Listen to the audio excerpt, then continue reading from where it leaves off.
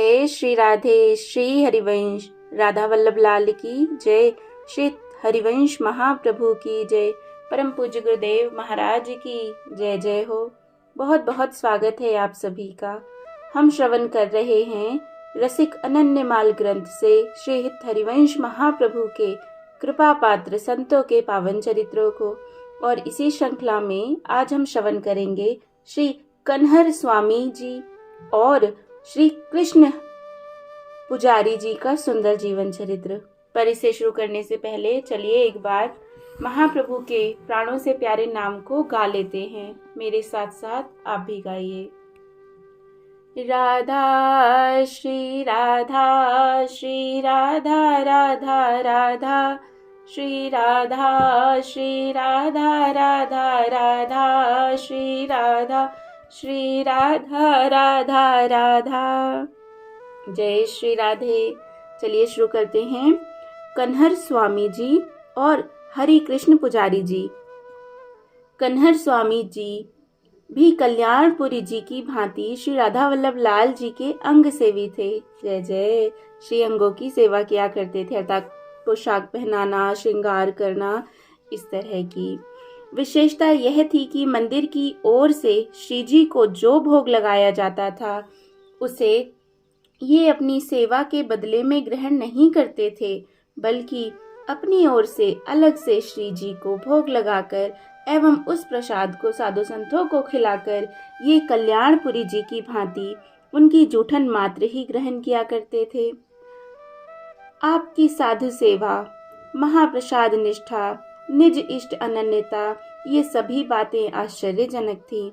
एक भरे पूरे परिवार को साथ रखते हुए साधुओं जैसी इनकी यह त्याग वृत्ति एवं साधुतापूर्ण जीवन शैली तत्कालीन विरक्त समाज के लिए भी अनुकरणीय थी। जय हो। हरि कृष्ण पुजारी ने भी कन्हर स्वामी जी की तरह श्री राधा वल्लभ लाल जी के चरण कमलों का अनन्यतापूर्ण आश्रय अत्यंत दृढ़ता के साथ ले रखा था।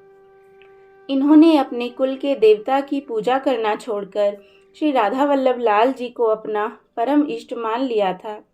ये उनके श्रीअंग की सा अनुराग, सेवा, हार्दिक रुचि, गहरी लगन तथा सच्ची निष्ठा के साथ किया करते थे।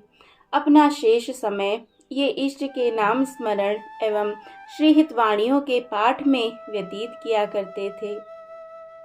ये अपने इष्ट के प्रसाद के अतिरिक्त अन्य कुछ नहीं खाते थे।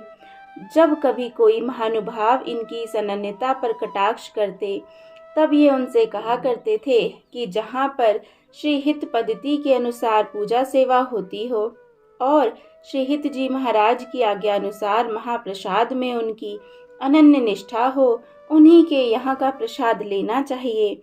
किंतु जैसा कि वृंदावन के बड़े बड़े ठाकुर मंदिरों में देखा जाता है कि महाप्रसाद में उनकी अन्य बुद्धि ही रहती है, उन मंदिरों में एकादशी के दिन भक्त लोग ठाकुर जी को निवेदन किए हुए अन्न के प्रसाद को ग्रहण नहीं करते और उसके स्थान में फलाहार करते हैं।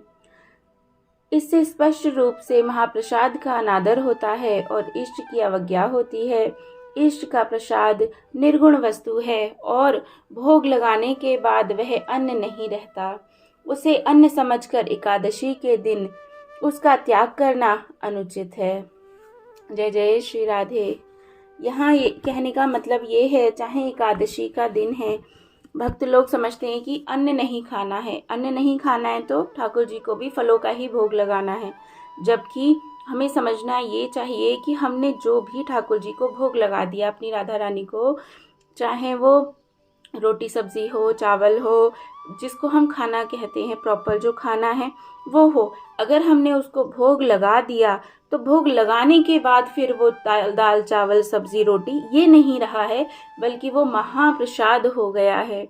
जबकि लोग यही सोचते हैं कि भोग लगा दिया तभी भी है तो अन्न ही, तो हम नहीं खाएंगे। एकादशी के दिन ये निष्ठा होती है, जबकि होनी यह चाहिए कि हमारे प्रभु जो भी चीज़ ग्रहण कर लेंगे वो कोई अन्न नहीं रहेगी, वो कोई फल नहीं रहेगा, वो कुछ नहीं रहेगा, वो सिर्फ और सिर्फ महाप्रसाद हो जाएगा।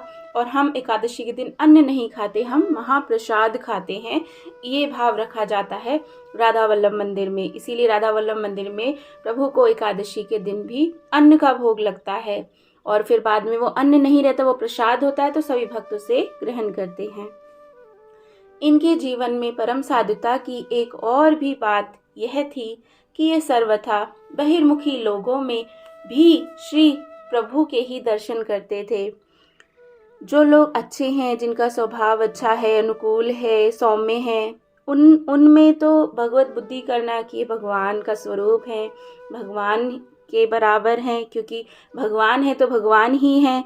इस तरह से ये भाव जो सच्चे लोग होते हैं उनमें तो रखा जाता है। लेकिन जो लोग भगवान की निंदा करते हैं, कटु शब्द बोलते हैं, लोगों की बुराइयां करते हैं, ऐसे लोगों में जो भगवत बुद्धि कर पाए कि ये भी हमारे हरि का ही स्वरूप है, वो अपनी कुछ लीला कर रहे हैं, ये कर पाना सबके लिए आसान नहीं होता है, ये बहुत मुश्किल बात है। लेकिन इनके जीवन में ये बात बहुत सहज थी कि साधु लोगों में भगवत दर्शन करना तो था ही, लेकिन जो बहिर्मुख लोग थे, जो कुछ भी करते थे, उनमें भी ये भगवत दर्शन ही किया करते थे। किसी को काम क्रोध आदि के वश में देखते हुए भी ये उसमें आराध्य बुद्धि ही रखते थे। चाहे कोई कैसा भी काम करे, चाहे उसकी कैसी ही वृत्ति क्यों ना, पर ये यही सोचते थे कि ये मेरे राधा वल्लभ लाल ही हैं। ये कभी भी किसी से उसके हृदय को आघात पहुंचाने वाले कटु वचन नहीं बोलते थे। यदि किसी कारणवश कोई इनसे दुर्वचन भी बोल जाता तो ये उसे शांतिपूर्वक सुन लेते थे, उसका प्रत्युत्तर नहीं देते थे।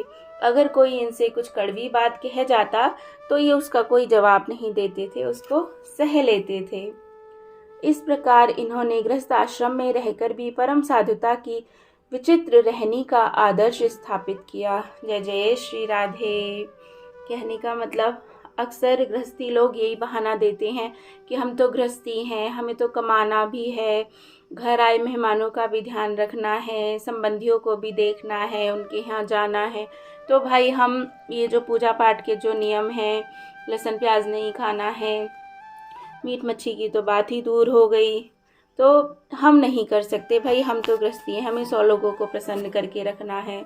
जबकि ये हमारा ही कहीं ना कहीं स्वार्थ होता है कि हम अपनी जीभ को कंट्रोल नहीं कर पाते हैं, वरना ये बहाने से ज़्यादा और कुछ नहीं है। क्योंकि जो करना चाहे, जिसको सच में प्रभु से प्रेम हो, वो कुछ भी उनके लिए कर सकता है। तो गृहस्थी बस अपना पल्ला झाड़ने के लिए कि भाई भक्ति तो बहुत बड़ी चीज़ है, हमसे नहीं होगी, हमारे पास समय नहीं, हमारे पास साधन नहीं, जबकि ऐसा नहीं है। ऐसे ही बहुत सारे सद्ग्रस्त हुए हैं जिन्होंने साधुओं से भी बढ़कर कहूँ तो जीवन जीकर दिखाया है। जैसे आज ही हमने इन दोनों के बारे में सुना, कन्हर स्वामी जी और हरि कृष्ण पुजारी जी। इसके पहले वाला जो चरित्र था उसमें भी हमने यही बात श्रवण करी थी, कल्याण पुजारी जी के चरित्र में, कि सपरिवार ही रहते थे वो, लेकिन उन्होंने कैसा अद्भुत भगवान के श्री चरणों में अपना अनुराग रखा और कैसी सुंदर तरीके से भक्ति की। जय जय श्री राधे। आशा है आपको बहुत आनंद आया होगा। इसके आगे अब हम कल श्रवण करेंगे। प्रेम से कहिए श्री हरिवंश महाप्रभु की सदा जय हो। जय जय श्री राधे।